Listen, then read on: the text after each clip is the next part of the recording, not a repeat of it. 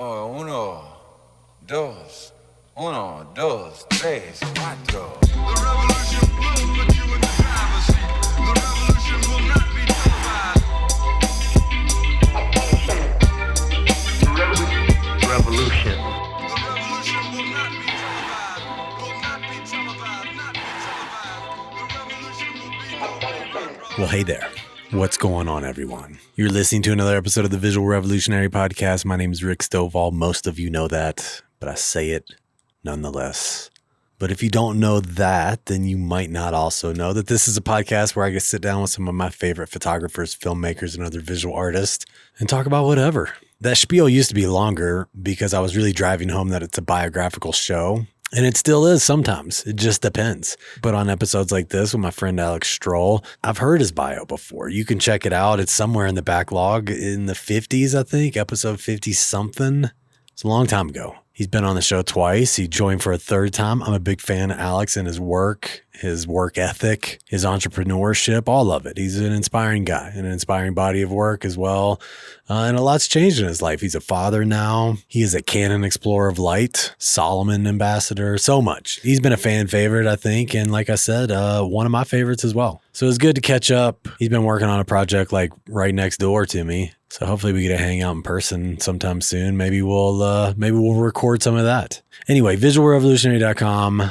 If you want to check out the website, all your information's on there. At Visual Revolutionary on Instagram, at Visual Revolutionary on YouTube. Subscribe to all the platforms, would you? You know, I took a long hiatus from this show, but I'm back and I'm dedicated and I would like it to grow. I never really cared in the beginning, I think. I always talked about it. I always paid lip service to it, but I never actually tried to grow it. Until now I'm trying and I'm asking you, help me grow it. Spread the word. Share it on your social media. That always helps. If you find some inspiration from this show, maybe someone else will too. And we can all try to get inspired together because that is what this podcast remains for me. It is one of my go-to sources of inspiration, just talking to people that I find interesting. Okay, that's it. Enjoy this conversation with Alex Strohl. Revolution. Alex Strohl, what's up, buddy? Welcome back to the podcast. It's been a minute. Hey, Rick. Thank you for having me. It's been, 20 years now? Hey, man, I'm already feeling old enough with how old my kids are getting. But I think it was like 2017, maybe 18. You came on twice. Wow. And the second time you came on, you were promoting your workshop online, which became Wildest and stuff. So what would that have been? 2017, 2018? Yeah. 2018. Yeah. Yeah, few things have happened to you since then. Oh, man, yeah. I also became a dad. That's what I'm saying. I know. A daughter, right? Yeah. Yeah, beautiful. Congratulations. How old is she now? Thank you. Well, she's almost 2. Yeah, it flies by, man. I know everyone says that, but I have 18 and 16, so, Oh, wow. Yeah. You've gone through it. Yeah, I've gone through That's it. true. Everybody says that. But I'm witnessing it right now firsthand, how fast it goes. Yeah. It's blurry. I'm like, the year she was born, I'm like, that was two years ago? Wow. Yeah. It's good, though. It's really makes me appreciate time way more. 100%. Yeah, man. It makes you, especially as they get older, I think it creates a little more nostalgia for sure, because you just start seeing, I mean, it's true with all of us. Like, we have all these beautiful memories, and I like most of my life and most of my spiritual practice has been with this involvement of the present moment and really trying to maintain that and bring awareness to it and bring a whole practice wrapped around it. However, as my children age, it definitely creates more and more of a sense of looking back at old photos and just being like, man, like where did this go? And I think I have been a very present father and have really dedicated a lot of my time, probably to the detriment of some of my career opportunities of just hanging out, being there, being a dad. But nonetheless, like I said, it just, it's crazy how it definitely speeds up time for sure. I mean, yeah. And when they were born, there wasn't even iPhones. Yeah. Barely. Mm-hmm, barely. When you see now, like when I look at photos of my childhood, it's like, one photo per year kind of thing. Mm-hmm. Yeah, totally. She gets her photo taken, 10 times a day Uh-huh. for every day. So like she's gonna have quite it's a life archive, Life magazine, but for her, it's pretty amazing. Maybe it's too much, I don't know, but I do enjoy looking back at those old photos of her, and I wonder how different of a childhood she's going to have. Yeah. And sometimes that worries me, but that's a discussion for a different day. But it's gonna be, it's gonna be just different. I guess that's what we do best, is evolve and adapt. Yeah, I mean, I think it's, we can have some of that conversation because look, I think we're both people that have decided to live in the mountains and, be a little more secluded sometimes in life. And, I just think it's however they're raised is, I mean, sure, they have with the access to so much technology and so much social media. I mean, I see it in my own kids. However, they're both, my son's a high level competitive cyclist. He's a total mountain kid. And so is my daughter in a lot of ways, and so they're very different, but they both love all of the things that we worry about, but they also love to be outside and definitely have they both have great relationships with the outdoors, which makes me extremely happy. Nice. Like people learn by example and you live that life. And so it's going to be hard for it to not be instilled in your daughter. Oh yeah. I'm starting skiing this year. So it's going to be awesome. Nice. Yeah. I've seen it starting to snow in Montana. I've been keeping tabs on the webcams because been in France for a while. We've been in France all summer, but I'm seeing that it's snowing. We have our season passes. I have to source her little skis now, 60 centimeters. That's the ones. Yeah. And then we'll be off to the races. It's going to be quite fun to hit the magic carpet. Yeah. Yeah. Amazing. Yeah, man. Those are beautiful times. I mean, it all is too. Like I will say that like as much as I sometimes miss like the young years, especially like 3 to 7 or so, but they're all fun years. And if you are present, you just realize like, yeah, like I love having a almost 19-year-old son, like we're just buddies, like we spend a lot of time together. Like I said, he's a big cyclist. And so I travel with him sometimes to a lot of these races, just cause try to keep up. Yeah, well, no, I'm not keeping up. Those days are long gone, man. How old are you now? 46. Oh yeah, well, you had him young. Yeah, I had him pretty young. Yeah. Yeah. I'll be 50 when she's 20, pretty much. Yeah, that's okay. What's 50 these days? 50 is the new 30, right? Yeah, so sure. I don't know. I guess you're in a better position to tell me. No, don't you say that. I'm still very young. Good. Look how young I look, Alex. No, you're looking good. I think man, I've been a long proponent of like that kind of Peter Pan lifestyle, and I'm not in any big rush to grow up. I want to stay young, and therefore, I use some of that youthful curiosity and exuberance of my children and try to apply it to my own life. And I just saw a quote today about that, actually. Funny you say that. I'm paraphrasing it, but it went something along the lines of the creative adult is the child that survived. I love that. Yeah. I was like, yeah.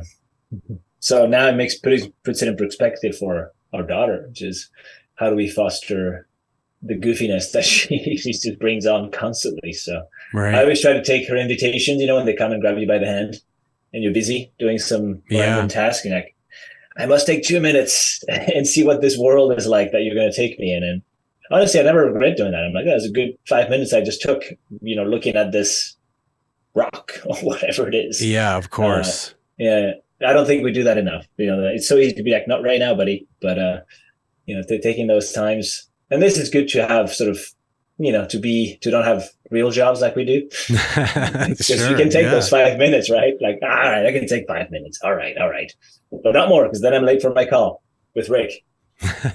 No, that's beautiful, man. I'm glad, look, there's plenty of people that fall in the same category of not real jobs as us that still, there have been some times in the past where people have, through emails or messages or whatever, and they suggest things I should talk about, And there's been multiple fathers or mothers that talk about like, well, I'd love for you to ask more about like that kind of parent work life balance. And I'm like, listen, the reason I don't, the reason I avoid that a lot of times is you kind of quickly realize sometimes with some of my guests, like there's not any, and it's been all work. And hey, to each his own. I'm not here to judge, but that's why I avoid it usually. So good for you on, trying to find that balance. And you're so right when you say, I never regret those times, like 100%. And you never will. Those are the best memories. It won't have anything to do. Not that our careers and our art and everything isn't important and creates beautiful memories too. But from my own experience, it definitely, like I said, as nostalgia kicks in, most of those memories involve my children for sure. Absolutely. Yeah. I mean, I've been trying to instill in them in her, the appreciation for small things, because like the epic things, like the journey shall go on. That's kind of like icing on the cake. But if you can, that's something I didn't do. It's just if you can appreciate the sun on your skin or a nice loaf of bread or a tomato. Mm-hmm. It sounds silly, but if you can teach that appreciation, then the epic stuff will take care of itself, kind of thing.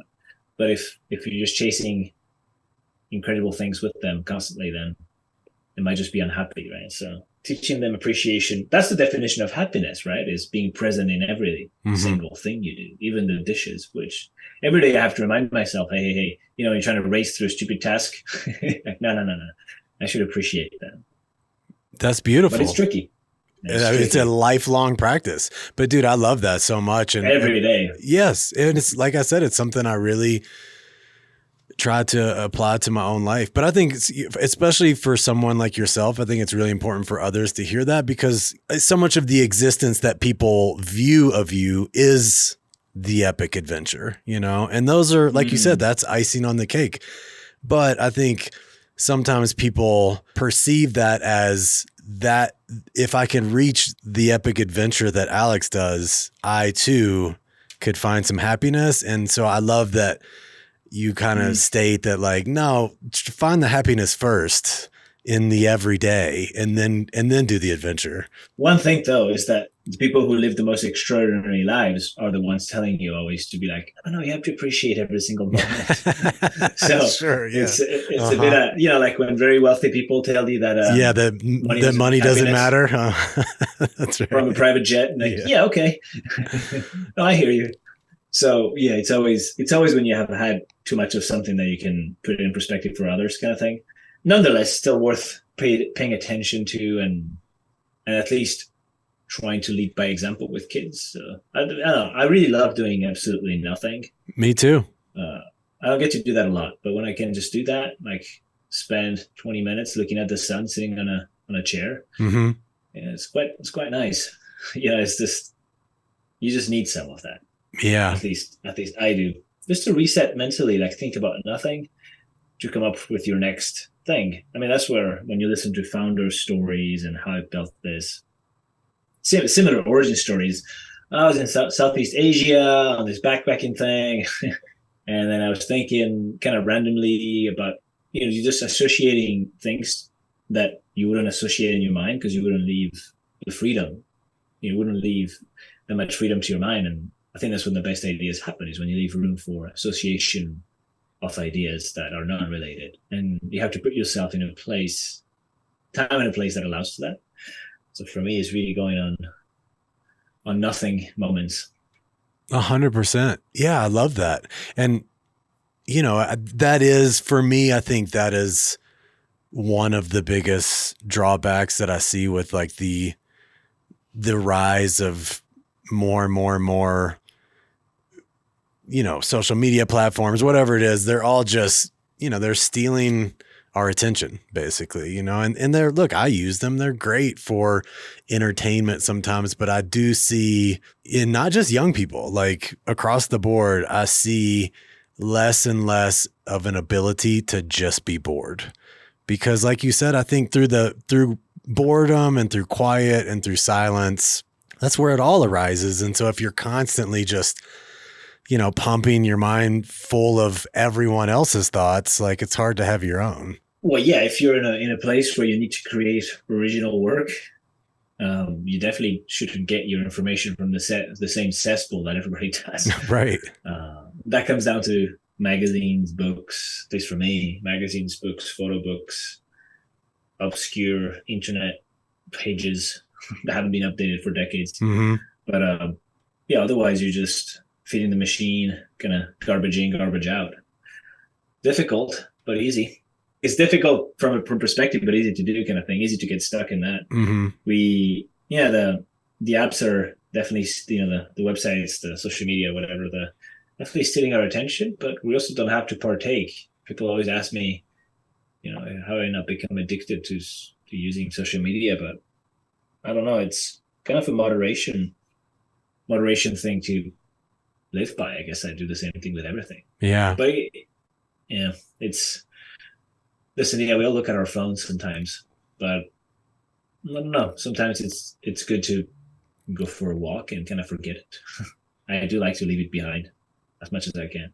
I agree. That's a good segue for me to add. I noticed that you've kind of not been as big of a presence on Instagram these days. So maybe that's a good segue to ask. The Insta gossip. Yeah.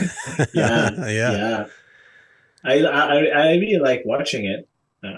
Here and there, a few minutes a day, not much. I use the Instagram messages every day, that's for sure. So I'm still talking. Yeah, I've just been busy. I've shot so many things this year and the past year that I haven't even really processed mentally. It's like I need to sleep on it. And there isn't as much of an incentive to share as much anyways, because, the way the space is built, the algorithms or whatever have taken a hold of it. And if you're not producing viral videos, then you just wonder if it's worth your time. To me, it is for communication purposes and share some work I'm really proud of here and there. But yeah, definitely not feeling a rush to share a ton of stuff. Yeah. At least not there. Where then? Yeah, I don't know. I'm still looking for the best way. Yeah. I haven't gone to Southeast Asia on a backpacking trip yet. Once I come back, then I'll have the idea on where to share it. I do like the idea of newsletters. I consume a lot of newsletters. I just don't produce them. Mm-hmm. It turns out it's way easier to consume content and produce it. That's the truth. Yeah. Uh-huh. Right. Well, I mean, photos I really like. I'm still been shooting way more. It's just that I feel like I need to package it and present it in a way that's interesting to the viewer, because that's what I would expect if I was a viewer. I would need it to make sense and be packaged. Otherwise, like, I'm wasting my time. So I've set up this artificial barrier that prevents me from sharing it in a sort of haphazard way, like the old Instagram days. Right. Yeah. I mean, I saw you create the Adventure Buddies zine, a year ago. Cool. So, I mean, that was, that was an attempt, obviously, to be like, what if I share it in print? I know, but then you got to put together the books, like the layouts, and then you agonize over them. It's all fun. It just takes time. Yeah. And when there isn't any, it's just difficult. I think it's time for a tool that allows us to present our work in a organized way. Mm-hmm. But there isn't any yet. It's like 500px, Tumblr. Everything has an image now. The internet is so big that even a little app will have 100 million users. Totally, yeah. Like Strava. I really enjoy using Strava, actually. That's my son's like biggest social media. He's like a Strava head. Totally. Yeah. Uh-huh. Totally. Yeah. So that's happening for so many different. It's like, which one do you open in the morning, right? And for me, it's Strava, just to see what friends are up to, and it creates. I don't know. For me, it creates a healthy FOMO. Like, all right, I gotta go get after it. Yeah. Instead of some FOMO that Instagram might create. Have you been TikToking? No, I don't TikTok. I mean, I might as well, because I look at Instagram Reels sometimes, and then my kids are just like, "You are definitely TikToking. It's right there." It's the same thing. Yeah. I don't know, man. Like I said, I really try.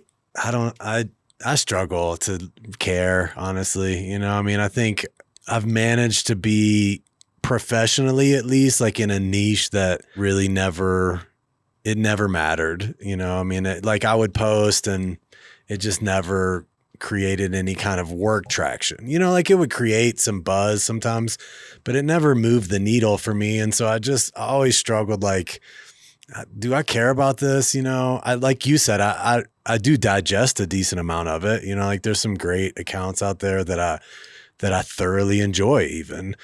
But as far as like putting myself out there, I mean, obviously I have this show, Yeah. but that's about it. Like every time I've thought, I should do this and this, I think I know myself well enough to be like, are you going to though, or are you going to check out and go snowboard instead? And it's probably the latter, like, so. Yeah. Sometimes when I open, I guess I used to have TikTok.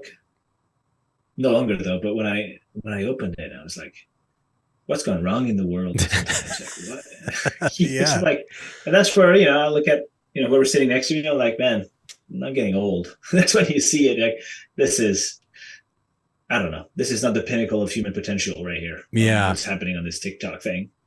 So I don't even know. I think I think it's less us getting old and more a general exhaustion by the public. Cause I think you're even seeing a lot of young people getting kind of exhausted by it.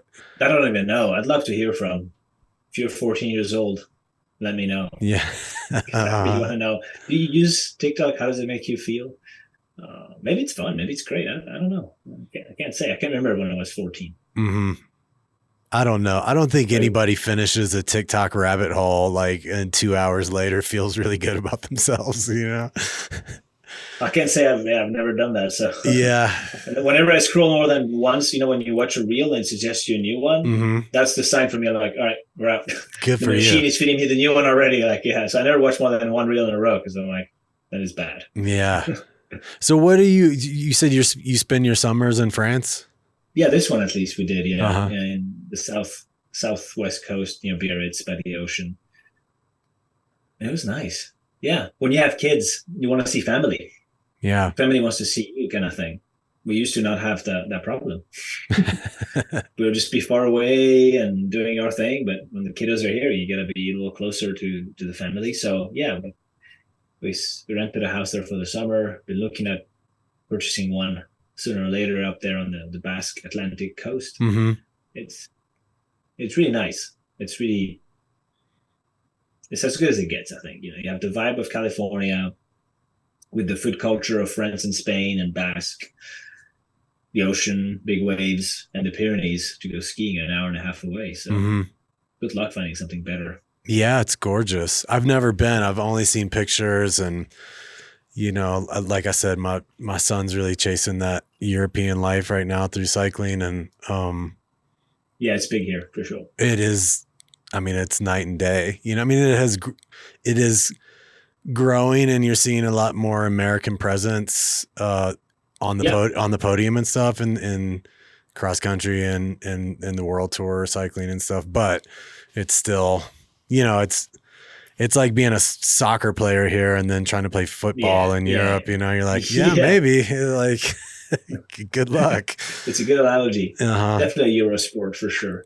Yeah. I mean, it used to be huge here. It just, it's funny. I mean, I was always a mountain biker and stuff, but through him, I have like been pulled back into like being a fan of the world of cycling, from everything from the Tour de France to gravel racing to, cross country mountain bike, all of it. He competes in pretty much all the disciplines. And so it's been fascinating. And like you said, you realize, some of the grand tours and stuff, I mean, they are giant spectator events that no one really cares about in this country. I mean, not no one, that like there are, but people watch the tour. Yes. That's the one that kind of makes it overseas. But funny enough that to think about the tour, right? The origin of it was just a tourism marketing play. Yeah, let's make a huge event about cycling, and we'll bring helicopters, and we'll show how beautiful this country is, and it'll bring us visitors. It's pretty genius. It's kind of like the Michelin guide for restaurants. Like, again, just kind of little plays like that became part of our daily lives 60, 70 years after. It's amazing. I mean, it was exciting to see Netflix do that series. I think that might help, just like it helped kind of boost American interest in F1. It was, Yeah, it's funny. Everybody's a fan of F1. Yeah, it's interesting. They should do that with other industries. They should be like, hey, I don't know, polo, cricket.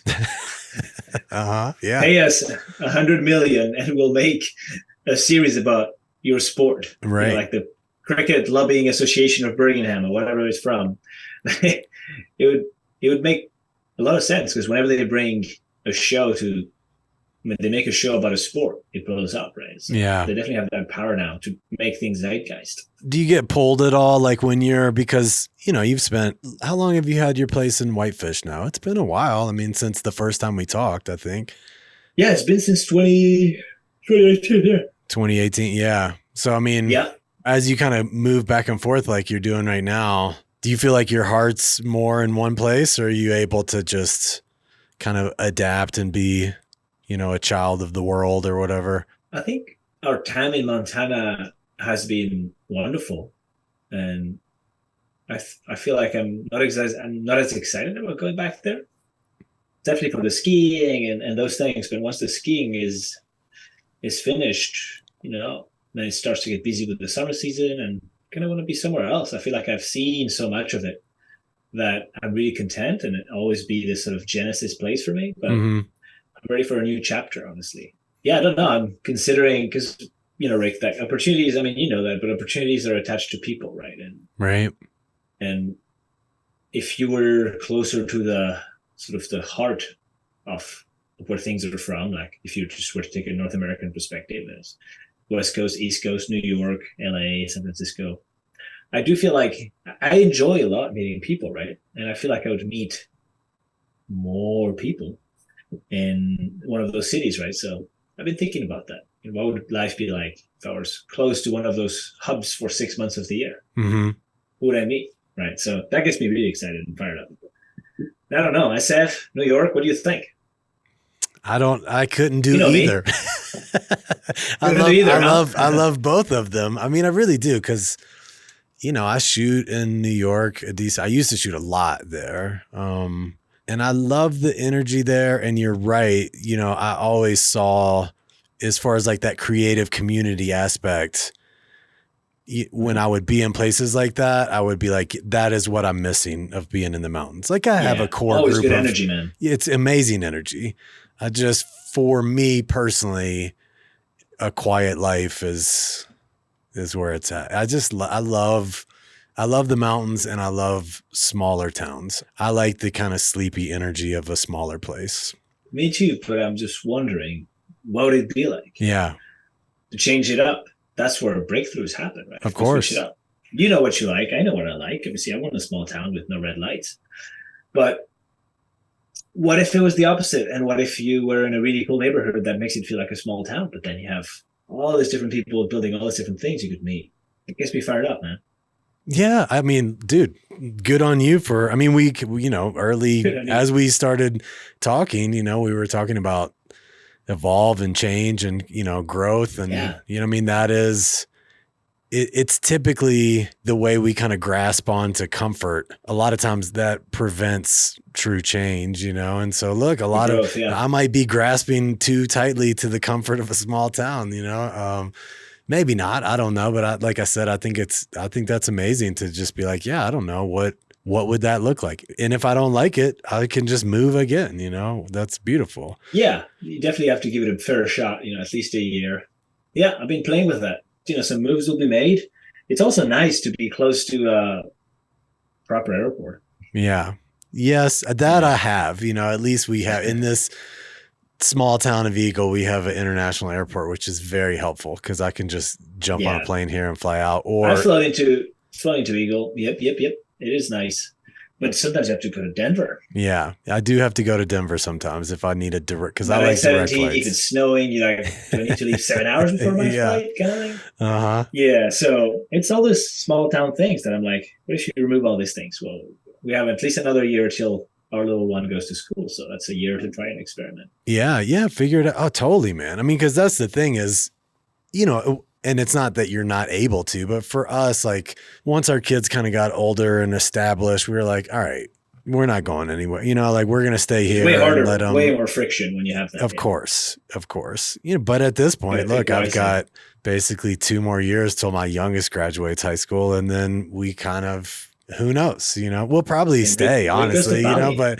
but it definitely opens up a lot more opportunity to go, okay, there's nothing really tying us here. I can work from wherever I am. And so, yeah, it's something to think about for sure. It's interesting. And it, you know, a lot of this show revolved around me wanting that community and not having it here. And I was just like, well, I'm just going to make my own. I'll just make it digitally. Good way to do it. I mean, I try, you know, it's not quite the same as having coffee with someone, you know, we're talking on a screen, but it scratches the itch at least, I guess.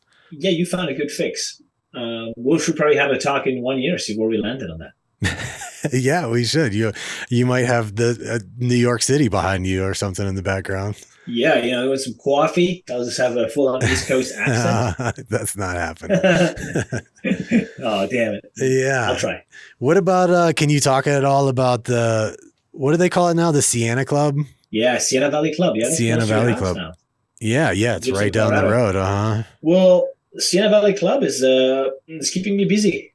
It's great. It's like really nice. It's a dream project for me because I get to kind of conceptualize, create, build, stylize, build props for these shoots to promote this community that's being built for 600 families. It's going to be big. Yeah. So I get to be a part of the beginning of it, and I get to create with the team there, like the vision, what it looks and feels like, and that's always what excites me.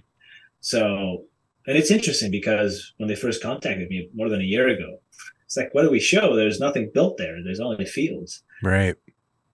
So you got to come and solve the problem. Like, what are we going to show? What is it going to look like? Feel like? Who's this for? So it's been quite the journey to build these shoots. You know, we build props, build jumps, hot tubs, saunas. You get to draw something on paper and see it built, and then shoot it and edit it. It's really like A to Z process. Mm-hmm. I'm really enjoying that. Made some clothing too, just pushing me, stretching me in all the right directions. It's quite awesome. Very cool. Yeah, I look forward to seeing, you know, what happens and if they can. It's funny.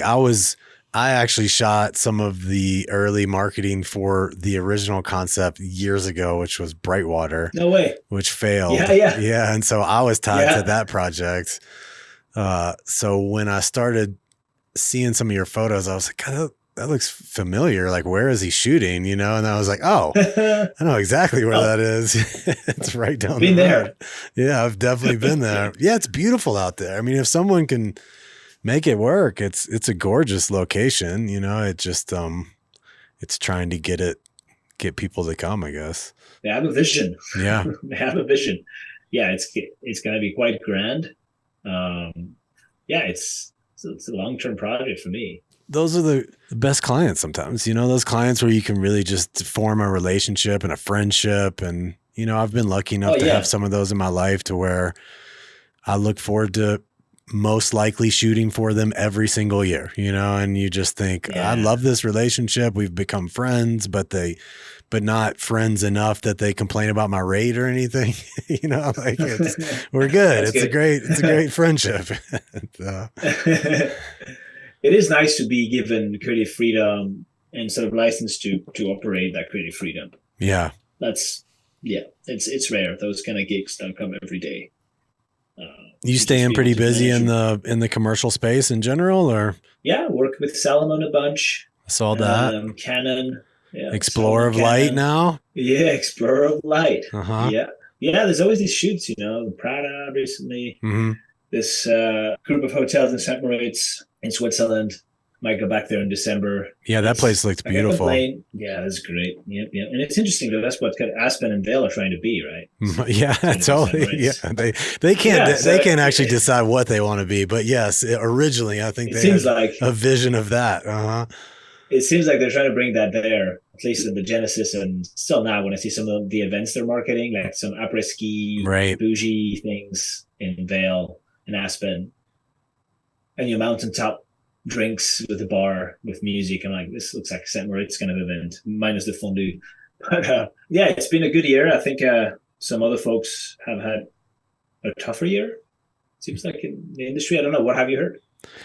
Both, both sides of the spectrum. I have been fortunate enough to have a pretty good year. Although honestly, it started out pretty slow for one of the first years. And I feel very fortunate to say this, but one of the first really slow years I'd had in a very long time. So it threw me for a loop a little bit, like we get comfortable. We can kind of rest on our laurels sometimes. And you think, the phone's going to ring. Like I'm going to go play because the phone's going to ring and then I'm going to have a job. And it didn't for a long time. And I started panicking a little bit. And I really, I started kind of getting my hustle back under my feet, which I needed to be re-inspired. And, I looked at it that way. I was just like, look, here, I complain sometimes about getting stagnant or getting bored. And I was like, so here's your opportunity, like make some stuff happen. And, like some personal projects kind of came my way and I started saying yes to a lot of things that I maybe wouldn't have said yes to had I been really busy with commercial stuff.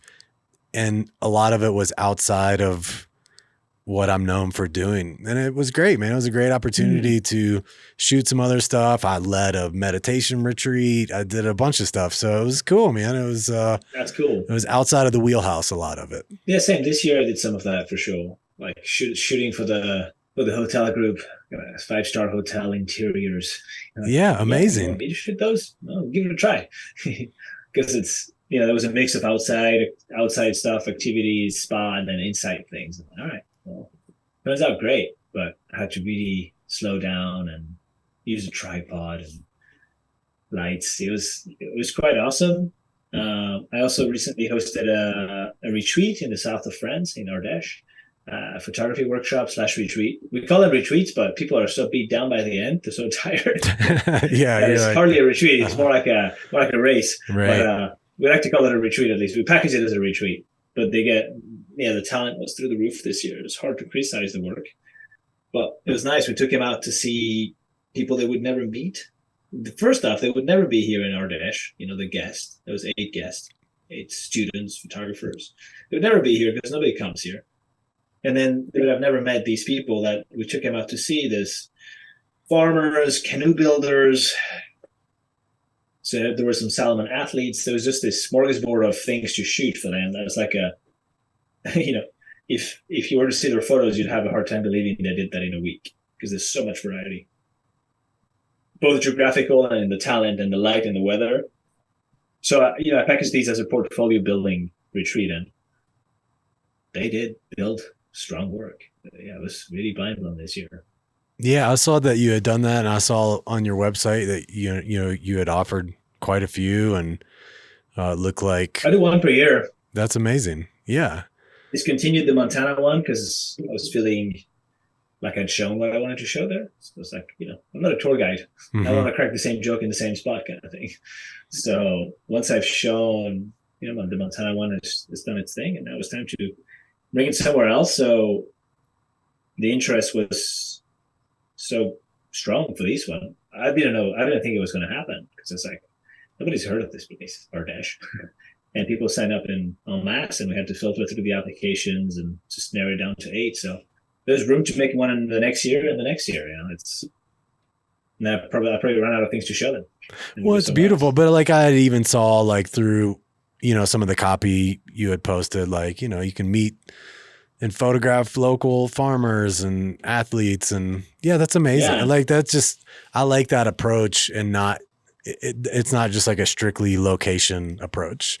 Because you've seen a lot of that, obviously in the outdoor space of like, I'm going to take you to this beautiful scene, and then you can all set your tripods up, like you see those groups in Moab and stuff where you're like, hey, there they are, but it's cool to mix up. Yeah, totally. That's right. But it's I understand why people do that. I've done it for Montana. It's just because it's easier. Yeah. Right? Less work. Location does everything, but Ardèche is not as grand. It's not the Alps, Right. It's more like rolling hills, deep canyons, a lot of vegetation. So you really have to be wise about what you have them do. And we couldn't just rely on the landscapes. So I think it was a healthy exercise. All right, we have this character, this spots, like these locations, and this is what they're going to do, sort of event. So it was really nice to build it that way. It's like we're meeting this canoe person. This guy builds canoes here locally, and we're going to meet him at this spot, and we're going to go and photograph him doing that, like showing off because it's really good. Like you think you know how to canoe. Mm-hmm. You're like, I can paddle a canoe. One of our crew members was a Canadian guy, Graham.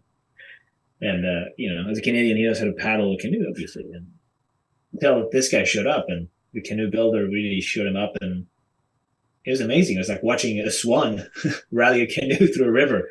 It was, I've never seen anything like it. So you think you can know how to do a sport and then tell a professional. Yeah, totally. Okay. Uh-huh. Oh, okay. Right. Graceful. Yeah, there's levels. Photogenic, like the paddle strokes. Every sort of part of his movement is photogenic.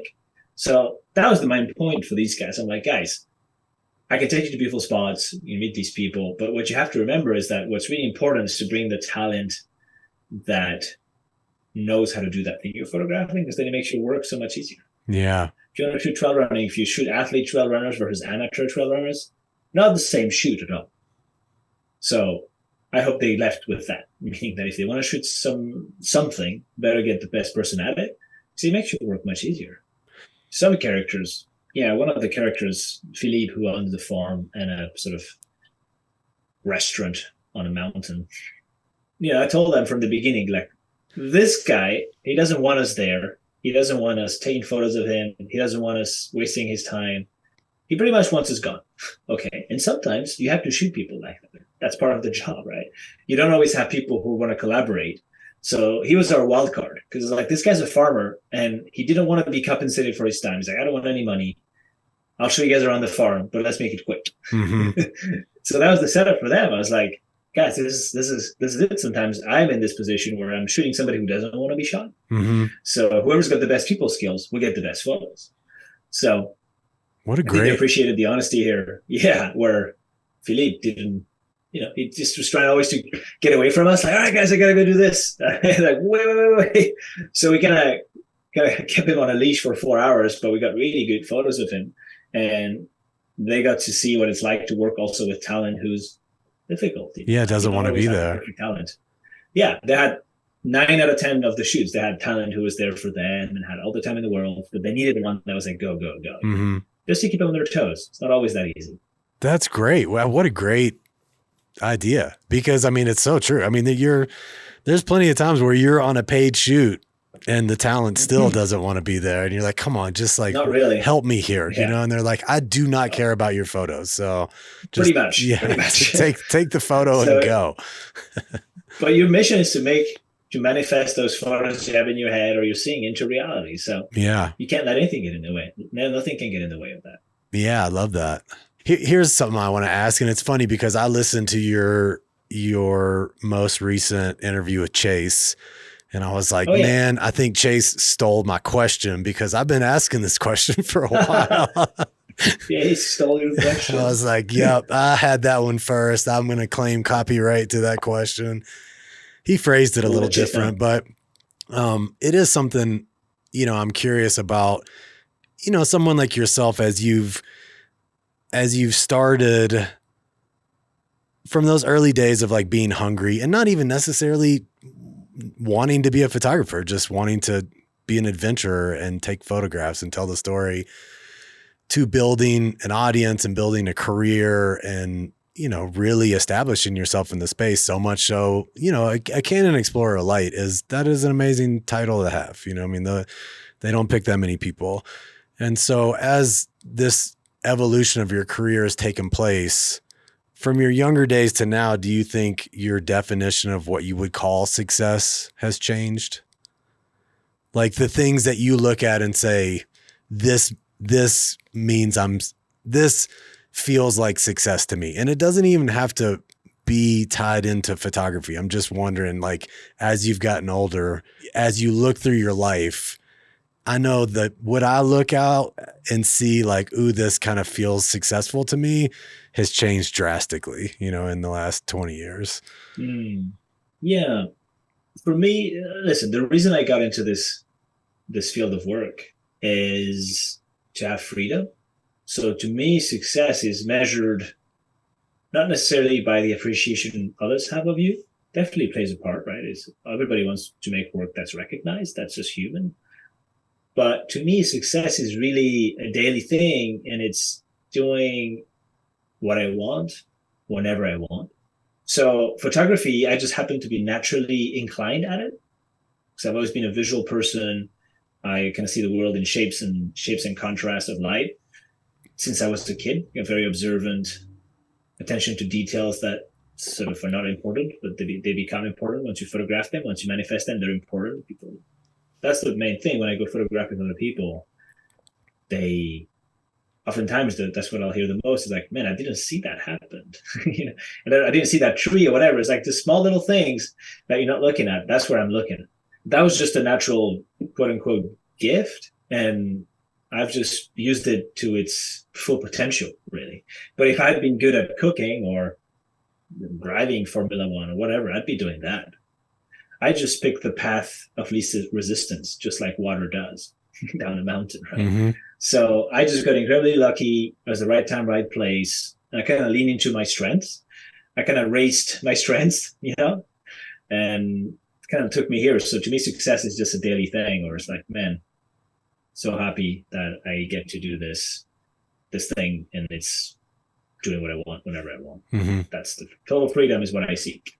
Yes. So it's not this traditional definition probably, but that's the way it is for me. I'm pretty close to that. You know, I mean, that's what I think I started realizing over the years. I think in the last like 10 years, even I've seen, and I'm not a very jealous person. Like I really am a cheerleader of other people's success. I really enjoy watching someone do really well. I think it's amazing. It's what this show's about. Like I really want to introduce other people to people that I think are cool. However, you know, as always, sometimes you see someone have a meteoric rise or something and you're like, man, you know, like that's cool. Wish I could do that, you know, and it's hard not to compare yourself sometimes. However, what I started coming to the realization of is kind of what you said. Like I have had the luxury for many years to kind of do whatever I want, you know, and be paid enough to be comfortable doing it, you know, but time really, the amount of time I had to to chase my own passions started becoming more and more a definition of success to me. I think that became more and more. I started realizing like, yeah, I'm in a pretty good spot here, you know, like I should really continue practicing the gratitude that I try to practice on a daily basis to be so fortunate to just have time, because time is fleeting. And if you can embrace the time you have, I think it's hard, you know, people grasp at it. I'm grasping at yours right now, you know. I think seeing the time as it's nice to see it. It definitely puts you in a more hustle mindset when you see it as a scarce resource. But I've actually tried to see it as an abundant resource. Mm-hmm. Not easy every day, but I have to remind myself every week that like, hey, there is time, right? There's years, right? So let's just focus on efforts and not on results kind of thing. And let's just push on the efforts, because that's the thing I can control is my efforts. I can't always control the results. Sometimes I do. But the things I can just do my best work and carry on. And I think that's all I need, you know, because passion wears out, right? But pushing and just working hard, that if you're driven by it, for me, it's curiosity drives everything, right? So if I keep being curious about this or that, it keeps me moving. But passion, you know, ebbs and flows. As a photographer, I'm sure you know that it's not always. Sometimes you go to a shoot and you're like, don't know that I want to do it. But then you start thinking like, wait, what's really interesting about what I'm going to photograph? What am I curious about? And then you start digging, and then you're like, man, I got to do this shoot. Right? So it's just tricking your mind always. I think that's what getting older is tricking your mind to doing those things. Mm-hmm. I really like that though, you know, as far as what you can and can't control. You know, we lose sight of that sometimes. And I think sometimes we focus so hard on the potential outcomes. I think that is the real thief of time, you know, because you're kind of elsewhere. You're living in some make-believe future, instead of, like you said, like I can just focus on the output today, you know, like I can just, this is what I can do right now. And I think that That's really, about it, yeah. it slows down time quite a bit, I think. Yeah, I remember this. I feel like I'm just Mr. Quotes today, but I paraphrasing this other quote from this philosopher, Pomayevich, a French philosopher, who would tell his students at the end of the class in the morning, like, remember that this is your last spring morning, and that to me really strikes me as being very true. You know, so every day I'm like, man, this is my last fall afternoon, my last winter day. You never know, right? Yeah. So just reminding myself of that, like this could be the last one, kind of pushes me to appreciate time a little more. So I have all these little things I repeat myself in the day. We all have our own things, but that really, really empowers me. Yeah. What do you think? Do you have some, and I might have asked you this the first time we talked, but do you have any habits or routines throughout the day that help you achieve that? Yeah, I used to be a little more life hacky, but with our daughter, it's kind of throws off your little Sure. Mr. Perfect routines kind of thing. I do stick to some morning meditation every weekday, half an hour, some pranayama or whatever, you know, breathing exercises. It's quite enjoyable. Tummo breathing, that really at least puts me in the zone. Like puts me in a good position for the day. Kind of go through little mantras. That's the one thing that hasn't changed, is that half an hour every morning is protected. And then, yeah, just obviously after that is exercise. Yeah, trying to get six hours of good exercise a week, whether it's cycling or running or ski touring. You know, like hiking doesn't count as one of those 6 hours, but any sort of hard exercise, yeah, try to do 6 hours off. That's a successful week if I do that, unless I'm training for something. But otherwise, that's kind of the MO, and then a good cortado every afternoon. Yeah. Honestly, simple things, you know, simple things. Yeah. I listened to you talking to someone else, and you said you didn't actually drink coffee in the morning, which I was dumbfounded by. I was like, wait, what? He's like a coffee guy though, you know? Why would I look forward to? I look forward to it all day long though, Alex, you know, like my day's over. What's next in this day? If I've already had my cortado in the morning, then there's nothing to look forward to. Yeah. But no, I do think that to me it's, one per day is enough, you know. And then it allows me to be curious about something else, right?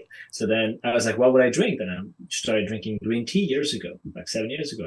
I was like, Chinese green teas and the Japanese, and to this day I'm still like always looking for different senchas, and it just gives me something new to learn about. So that's why I don't drink coffee anymore. Yeah, I think in that same conversation you talked about keeping a journal, you know, some stream of consciousness writing and stuff. Is that still part of your practice? No, I fell off the wagon on that. Yeah, I do force myself once a month or more often to do a little download. On a Notion doc or whatever notes. So that's to download what's going through my head, and that's it really. Then I don't read it. Just get it out. And obviously writing allows us to form thoughts we wouldn't be able to if we hadn't written. And that's one of the most powerful things you can learn. Is that writing, and then talking with people is also another way to think, right? So like we're doing now. So that's big. Like the once a month catch up to see what the challenges are, how can we solve them. I really enjoy those. Yeah, that's good. Maybe I'll switch it, because I'm the same. I go through some moments where like I'm really good about journaling, and then I fall off, and then I pick it up and it's like some profound thought I had, you know, and then you're like, wow, that was 3 months ago. I should really smart guy 3 months ago. Yeah, I was. So maybe that's good. Maybe that I would be better if I just set like, this is my day, what once a week, once a month, whatever it is, to just calendar reminder. Yeah, I think it's hard sometimes. Like I think especially like if you've made your existence as a professional creative, you know, like whether you've sought it out or not, like it is what it is. I think sometimes it's hard not to create something, even if it's just like be a stream of consciousness writing in a journal. Sometimes it's hard to get out of the way of some imaginary audience that's going to read it, you know, and it really, it messes with me sometimes, no. you know, like, No, oh, really? Yeah. I really separate. I can have typos in there, whatever. I know nobody's ever going to read it. Yeah. Feels good. Yeah. The most crazy thing you could do is lie to your own journal. That's like, I don't think I lie to it as much as sometimes I'm just, you know, like I want it to be good, you know, and then I just do some stream of consciousness stuff and I'm like, oh, wow, there's nothing in there, you know, but it's such a good practice and I know it. Like, I think that's how you know, find like little nuggets is just to spew some stuff that's meaningless. And every once in a while you're like, oh, that was pretty good. I should follow up on this little idea here. And well, you know, the best filter for ideas, I feel like it's, if they're still in your head, like 3 months after, then it's maybe worth pursuing. Yeah. So, creative people, we have a lot of ideas every day and a few are good and a lot are bad. So for me, it's like, if it's still stuck in my head a few months after, then it's worth digging into it.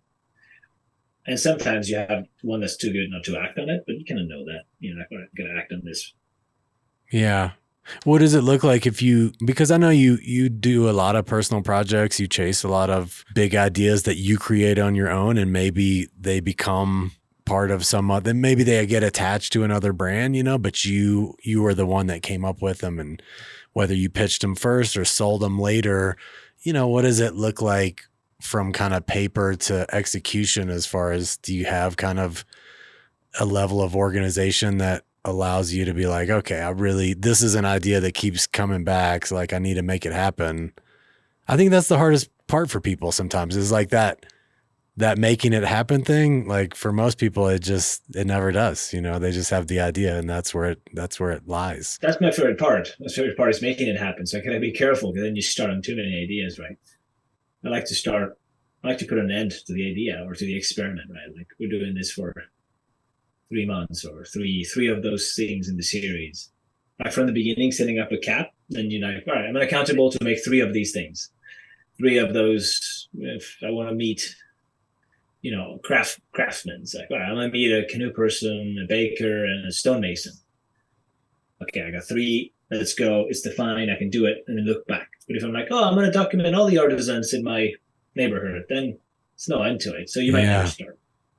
So picking the end, at least for me, like this is the first season kind of thing. Just making it into chapters really helps me. But some ideas, like before our daughter was born, I was running, and I was like, a month before, I was like, 2 months before, I was like, man, I really enjoy feeling the wind in my face when I go running. I'd like to create something that we go and do together with her, or I get to feel this wind in my face with her. So that was the genesis. I was like, man, and then it evolved into this. At the same time, I was like, I had never ridden my bike across France. So I was like, cool, can ride my bike across France. Okay, but how does it achieve my goal of doing it with her? So I was like, man, we should do this ride when she's 20. In 20 years, it'd be great. Cool. And then I ended up doing research on time capsules that people bury for their, you know, their older selves. Like, yeah. So I just did some time capsules that I buried on my ride across France for her to discover in 20 years. That was like that's how this thing came to life. So a month after, I was just leaving with my bike from the Spanish border and then all the way to the north of France. So that was really quick to act. I was quick to act on, because then you had no time, and I knew that it was a good idea. You know, you just know it. So I buried 3 time capsules on my journey across France for her to find in 20 years or earlier, if she's ready earlier. Yeah, that's beautiful. Yeah, we can ride together. We can ride across France together. I'll be 50, get me off my couch, kind of thing. I'm really excited. Hopefully it's going to be a book, 20 years in the making. I love it. Yeah, I heard you talk about that idea. I love it. It's such a great idea. You know, you see stuff like that sometimes and you're like, man, that's amazing. I should have done that. I mean, it's not too late, you know, but never too late. Yeah, I see you spend a decent amount of time on the gravel bike. I'm kind of new to the gravel world. I inherited one of my son's gravel bikes, and I love it, man. It's fun. It's definitely different being on drop bars on some of the downhill stuff where you're like, man, this is different geometry for sure. Yeah. Oh yeah, for sure. Makes you a better rider, right? If you can do MTB with your gravel, then with your MTB, you can do wonders. Now, I really enjoy the gravel bike and MTB, honestly, both. Sort of split my time. You have too many bikes and not enough time. You really have to pick your battles. Yeah, that trip you did, like I said, when I was reached out to you to make sure we were still on, I watched your most recent YouTube video with, is it La Manche? La Yeah. Manche? Yeah, La Manche, yeah, La with Manche? Isaac. Yeah, Yeah. yeah, yeah. God, man, what a Running gorgeous across La Manche. place. That place is amazing looking. It's underrated, definitely. It's like the end of the world, yeah. And we went, they picked the shittiest season on purpose, like the office of La Manche, their tourism office. Like, Uh-huh. yeah, you should come during the storm Yeah, season. when I'm it's like, just cool. Like, raining we shall every day. cycle. Yeah, that's right. It's raining and sideways wind. Yeah, I mean sideways rain. But it was the gig. That's the gig. Mm-hmm. Kind of comes down to the example I was giving the students. It's not always, you don't always collaborate with whether they want to cooperate or people who want to cooperate, but you gotta make it happen and you gotta come up with images, and it usually creates a good story. Oh, it was gorgeous, man. I mean, that castle and stuff is just so impressive looking. The way it just kind of juts out of that pasture with all the sheep. Mont Saint Michel. Yeah. Oh man, amazing. No, dude, I just don't. I need some more time in Europe. Like I said, I think it's gonna happen with my son, and I'll tag along with him and watch bike races, and then jettison off to some other spots. I spent a little time over there when I was young, but not much time in France really. I sailed from Tulum, France to La Spezia, Italy, and I've been to Paris, but that was about it. That's nice. Yeah. You'll come here. We'll get some cortados. We'll watch some bike races. That sounds amazing. You come in the summer. Yeah. It sounds great. All right, dude. I feel like I've taken you too long because I know you got other things going on and your daughter's out there looking for you. So, I asked you this. Good. I asked you this question the very first time we talked, and I'm wondering if you've got anything to add to it. Typically on the kind of biographical episodes, I end the show with just closing words of wisdom and advice my guests give to others. And I'm wondering if you've got anything new to add. I don't even remember what you said the first time, but I'm sure you've got some tidbits of knowledge in there. Yeah, I always worry of giving advice, right? Because everybody has such a unique life and unique circumstances. But for me, when I look at what makes my work, what makes my body of work as a photographer and my career, like the one word that sums everything up is curiosity. We've touched on it a bit earlier, but I would say the biggest skill you can infuse in your kids or develop in yourself, because curiosity can be learned, is to just be curious, really, and follow that. Just being curious is not very hard. You just have to give a shit about something, whatever that is, right? So I just happen to be interested in all these things, and it's just really nice to dig into some of them, because creativity is just a connection of ideas, right? It's like a melting pot of ideas that kind of, as you sleep, can come out and manifest themselves in the morning. And without curiosity, I wouldn't have been doing what I do, and I would have done a tenth of the projects I've done, because oftentimes I'm like, man, I wonder what it's like there, or I wonder what's this person like in real life. Let's just go document their life. So my book projects, everything starts from curiosity. That's my advice, is just develop curiosity, foster it in people who you're developing. If you haven't done it for you, it's never too late, but at least infuse it in others. I think it's a responsibility, because if everybody was curious, can you imagine the world if everybody was really curious? Right. Maybe we wouldn't get anything done, or maybe it'd be the best place that it has ever existed. No, I mean, once again, I think when we were talking about different things in our lives that are like thieves of time, and it makes it ramp up too much, I think a lack of curiosity is like, that is the thief of youth, like if you want to age quickly, quit being curious. Cause I mean, I see it all the time, like as I get older, I see people that are my age that are just, they have this kind of stupid, can't teach an old dog new tricks mentality. And it annoys me to no end. And I'm just like, look, I do not have enough time in life to learn about all the things I want to learn. And I love finding things that I'm a beginner at and failing at them. I just think it's really important, and it just keeps you young and passionate, because otherwise I think most people avoid a lot of curiosity because they don't like failing at things, or they don't like being a beginner at things.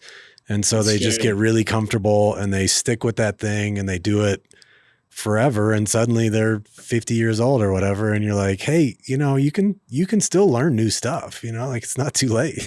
No, absolutely. It's just creating the space to do that when your life is hectic is it has to be the challenge. But there's a way, and even if it's 10 minutes at a time through a Wikipedia entry, right? Like, oh man, I wonder, I don't know, olive oil. What's the story there? What's the drama? Let's just do some research. Or nowadays, it's so easy. You can ask ChatGPT. Right, right, To yeah. tell you, well, it's a really good curiosity tool. I just Sure. like to ask it random questions because it's really good at kind of getting that quick hit of curiosity. Like, man, I wonder, you're talking to somebody like, man, I don't know the answer to that. Let's ask ChatGPT. There are tools there. That's definitely one of them to help us be more curious. Yeah. Well, dude, it's been fun catching up. I love seeing what you're doing. I've really enjoyed, following along. It's been years since we talked, Thanks, but Rick. I definitely keep up with a lot of your work, and it's beautiful. I love seeing Thank you. you. I love seeing you work in my backyard. You definitely got to hit me up next time you're going to be here so we can hang out. This winter. Yeah, let's Yep. do it. This winter. All right. We've got a color. Yeah, color is great. They're roasting some good beans over there. So shout out to Charlie and Color. Oh, yeah. Thanks, man. I really appreciate our chats. Let's just do it next year, see where we land, if the city happened or not. Yeah, we'll see what happens. Revolution. All right, there was. What'd you think? He's a good guy. You can tell he's a thoughtful person, which we can all aspire to be.